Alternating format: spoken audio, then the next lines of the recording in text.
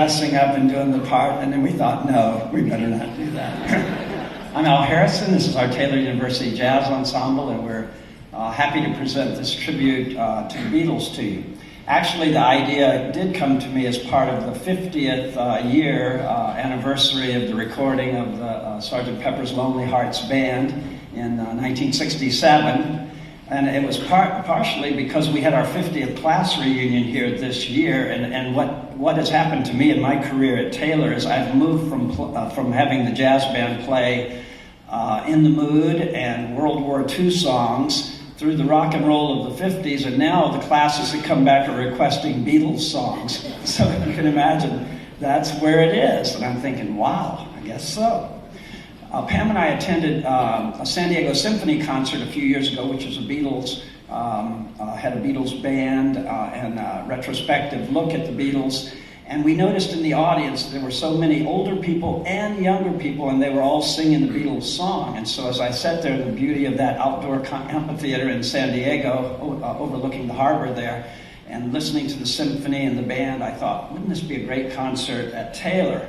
And so that's really where the idea came about a year and a half ago, and it came to fruition then as a result of that. Many of the arrangements we played tonight are by Mike Tomorrow, who's the director of jazz bands at Duquesne University in Pittsburgh, Pennsylvania. And I knew he had done a lot of arrangements because the last time we were up at the Elmhurst Jazz Festival, he was one of our judges, and he had talked a little bit about doing some of the Beatles songs. And so I knew he had the arrangements. And so we made arrangements, literally, to get these and to be able to play them. There are not a lot of Beatles arrangements for jazz band, but we've got them for you.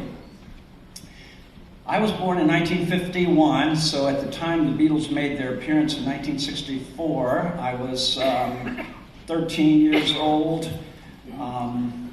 The environment in America was starting to change a little bit. It was kind of a coming of age for me during the 1960s as well. My dad believed in one type of haircut, and that was the buzz cut, the military cut, you know.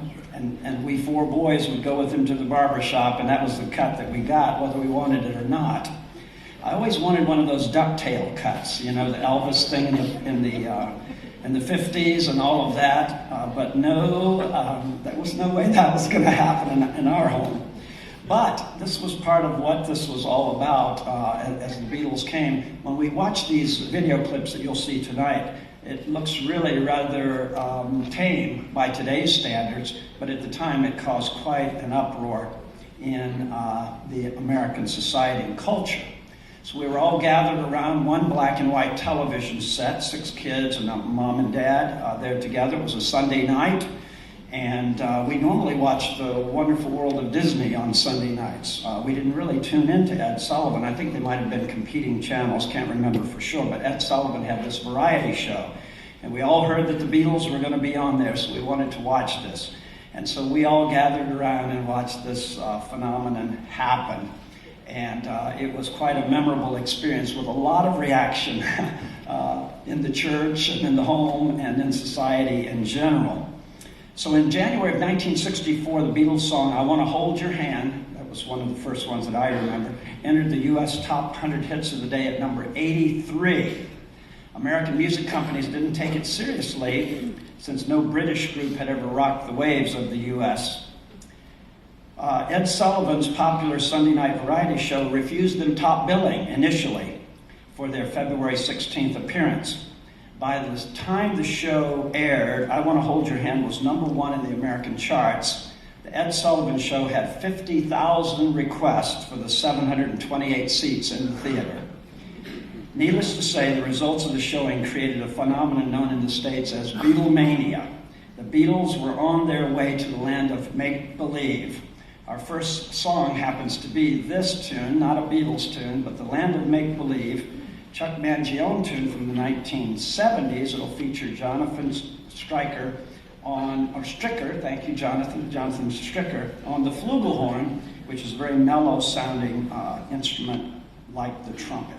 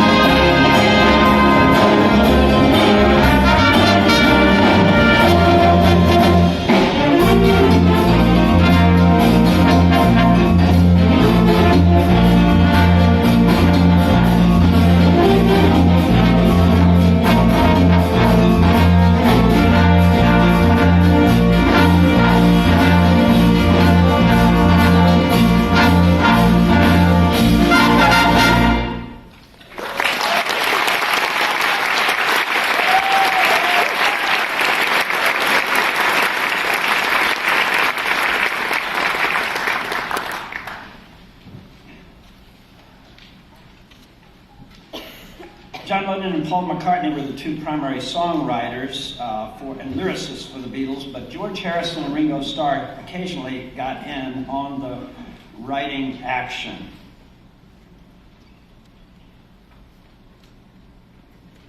Actually, I skipped a part here. Come Together. Sorry, I went to Here Comes the Sun.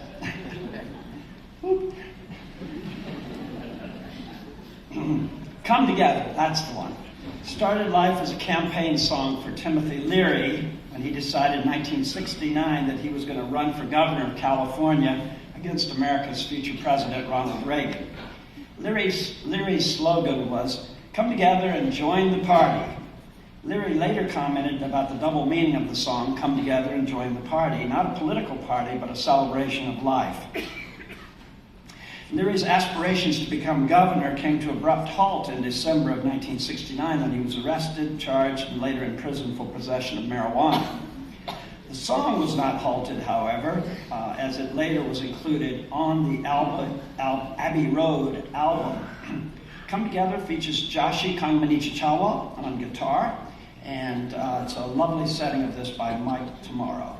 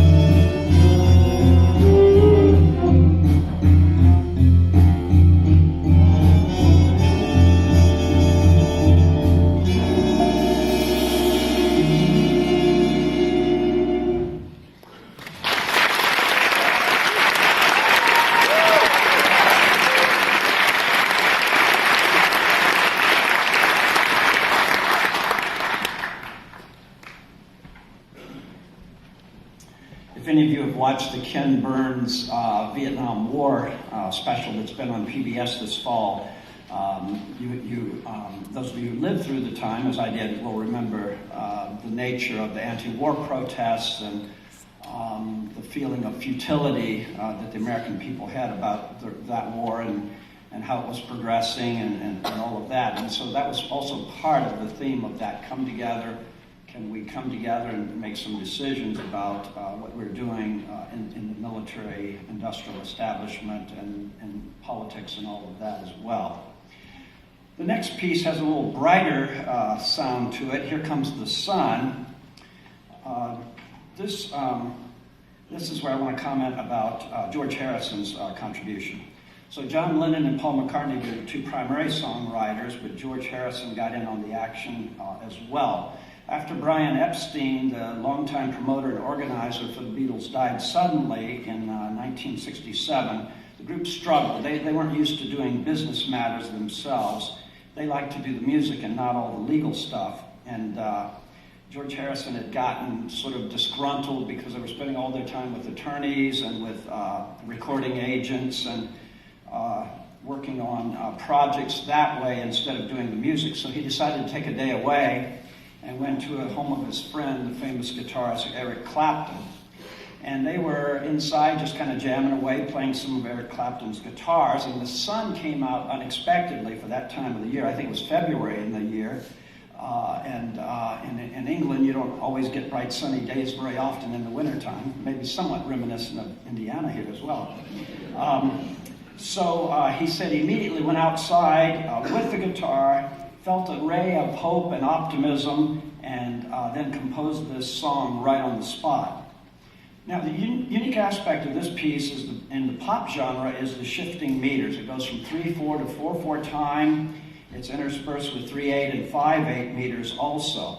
So George had been on a sort of religious journey studying Buddhism and Hinduism, and had gone to India several times to study transcendental meditation with Maharishi Yogi, as well as the sitar with Ravi Shankar. And most likely what he did was he brought back with him some ideas about rhythms that he could translate from the very complex rhythms of the Indian culture and sort of westernize those to fit into this uneven pattern that you will hear. Now, this was exciting to work on because Ethan Garrett, who's playing the drum set, after the first time we read it, he came up and said, Dr. Harrison, I've got to play drums on this piece. I've got to do it. I want to do it. Please let me do this. And so as a teacher or a conductor, anything, when a student catches fire like that, you like to encourage them. So Ethan has worked up the drum part and provides that solid foundation that we need with the changing meter and everything on this. And then we're also going to feature in this Christina Kim on trumpet, as well as Gardner Stewart on tenor saxophone. Here Comes the Sun.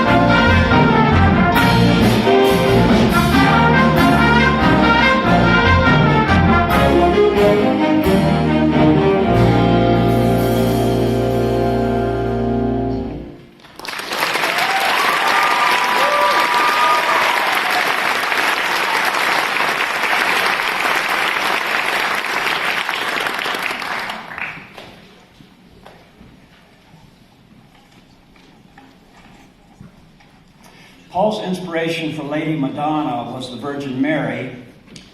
As a matter of fact, the interesting thing that we don't think about so much with the Beatles is they did grow up in the Church of England, of course, most of them, and they actually started out as a band playing for church social events in the basement of the churches. It was kind of the first gigs that they had as 13, 14, 15-year-olds playing their instruments, much like our young people today who join the praise teams and are part of the church experience. He later thought of this song while viewing a painting of an African mother nursing a newborn child. He quickly expanded it to all women, especially working-class mothers. In many ways, the song is also a tribute to his own mother, whom he adored for her constant support and encouragement in his younger years. She died suddenly of cancer when he was 14 years old, literally within a 2 or 3 month period after being diagnosed. And this left a very sad mark on his life. We're going to feature a number of students in solo on Lady Madonna: Caleb Grubb, trombone; Ross Kimbrell, alto sax; Joshi Kangmanichichalo on guitar; and Gardner Stewart, tenor sax.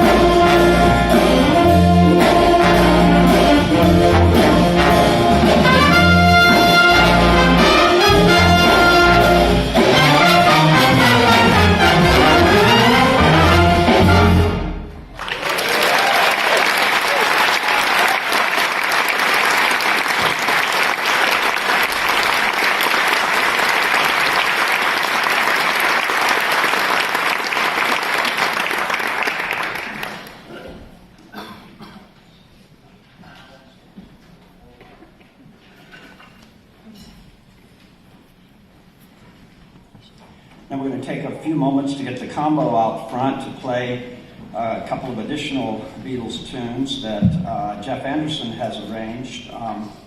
While we're doing that, let me just make a couple of announcements as we're considering the rest of the semester here at Taylor. We have a variety of events that are printed on the back of your program.